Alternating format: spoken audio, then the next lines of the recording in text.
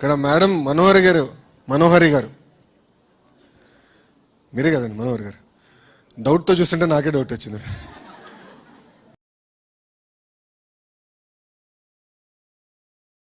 మనోహరి గారు అన్నట్లు ఏదో నామమాత్రంగా స్వాతంత్రం వస్తాం కరెక్ట్ కాదు. మేడం గారు అన్నట్లు ఇప్పుడు సర్పంచ్లు కానివ్వండి, జెడ్పీటీసీలు కానివ్వండి, ఎంపీటీసీలుగా ఎంపీపీలుగా మహిళలకి రిజర్వేషన్ ఉన్న బ్యాక్ సీట్ డ్రైవింగ్ చేస్తాం కరెక్ట్ కాదు, అది వాస్తవం. గౌరవనీయులైన లోకేష్ గారి సమక్షంలో ఈ విధంగా మనం మహిళా దినోత్సవ వేడుకలు జరుపుకోవడం చాలా సంతోషంగా ఉంది. It's really a great privilege for me on this occasion to be on this dais among many other successful and talented women.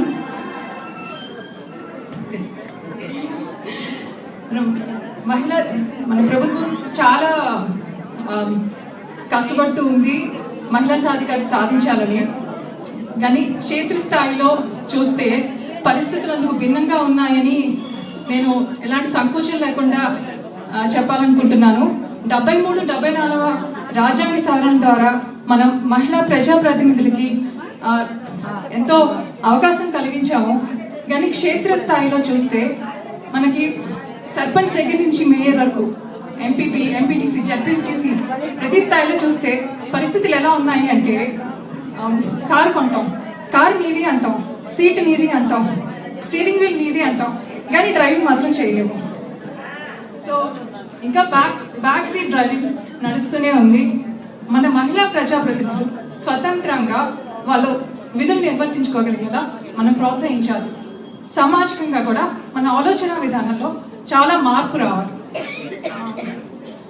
ప్రభుత్వం ఎంత కష్టపడినా, ఎన్ని విధానాలు తీసుకొచ్చినా ప్రజలుగా మన ఆలోచన విధానం మార్పు రాకపోతే సోషల్ యాక్సెప్టెన్స్, ప్రజాప్రతినిధికి సోషల్ యాక్సెప్టెన్స్ ఇవ్వందే మహిళలుగా మనం చొరవ తీసుకోండి. ఎన్ని కార్యక్రమాలు చేసినా మహిళా సాధికారత సాధించడం అనేది కష్టం. అలాగే మన చంద్రబాబు నాయుడు గారి నాయకత్వంలో మన అనేక రంగాల్లో ప్రగతి పథంలో ముందుకు వెళ్తూ ఉన్నాం. దేశమంతటికి ఎంతో మార్గదర్శకంగా నిలుస్తూ ఉన్నాం.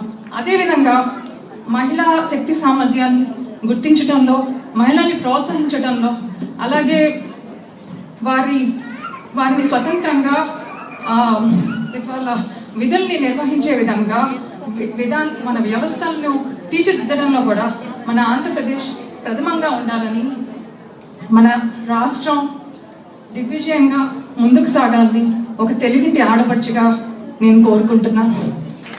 జై ఆంధ్రప్రదేశ్, జై మహిళా శక్తి. థ్యాంక్ యూ అండి for giving me this opportunity. It's really క్షేత్రస్థాయిలో ఉన్న అలాంటి సామాజిక కార్యకర్తలు ఎన్నో ఆటుపోట్లు ఎదుర్కొంటూ ఉంటాం. అభద్రతా భావంతో కొంతమంది ఎంతో నిరుత్సాహపరుస్తూ ఉంటారు. అలాంటి నేపథ్యంలో మీరు మా కృషిని గుర్తించి ఇలాంటి చిన్న ప్రోత్సాహిస్తూ ఉంటే ఎంతో రెట్టింపు ఉత్సాహంతో మేము కూడా గ్రామీణ ప్రాంత అభివృద్ధికి, మహిళల వికాసానికి మేము కూడా బాధ్యత ఇంకా మాకు పెంచారు. థ్యాంక్ యూ అండి.